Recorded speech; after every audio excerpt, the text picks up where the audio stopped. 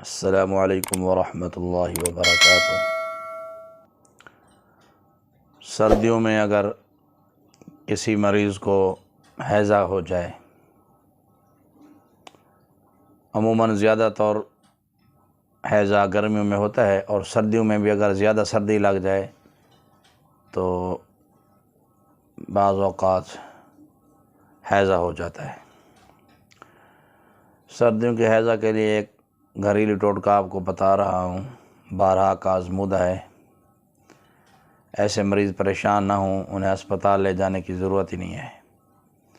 جو ہی ہیضہ ہو، گھر میں کچن میں آپ چند آئٹم نکالیں کچن میں سے، کچن کے اندر پڑے ہوتے ہیں یہ آئٹم، وہ آپ نوٹ کر لیں۔ کہوہ تیار کرنا ہے، مریض کو پلانا ہے، انشاءاللہ شفا ہوگی۔ لونگ 3 عدد آپ نے نکالنے ہیں جی، گرم مسالہ کے اندر ہوتے ہیں لونگ۔ دار چینی 6 گرام، ایک ٹکڑا نکال لیں، بڑا سا ٹکڑا ہو کافی ہے۔ پودینہ آپ نے 6 گرام نکالنا ہے۔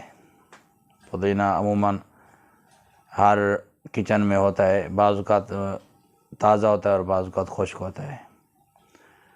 اور پانی آپ نے آدھا کلو لینا ہے۔ ان تینوں چیزوں کو آپ نے، لونگ، دار چینی اور پودینہ کو آدھا کلو پانی کے اندر آپ نے پکانا ہے۔ اچھا، یہ تینوں چیزوں کا پہلے سفوف کر لیں تو بہتر رہے گا۔ اس کے بعد جب پانی آدھا رہ جائے، یعنی 1 پاؤ جتنا رہ جائے، تو اتار کر باریک کپڑے سے چھان لیں۔ کہوہ تیار ہے، بس مریض کو پلائیں کہوہ، انشاءاللہ العزیز ہاضمہ ٹھیک ہو جائے گا۔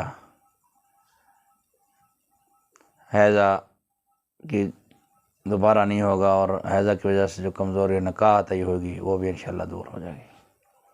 السلام علیکم ورحمۃ اللہ وبرکاتہ۔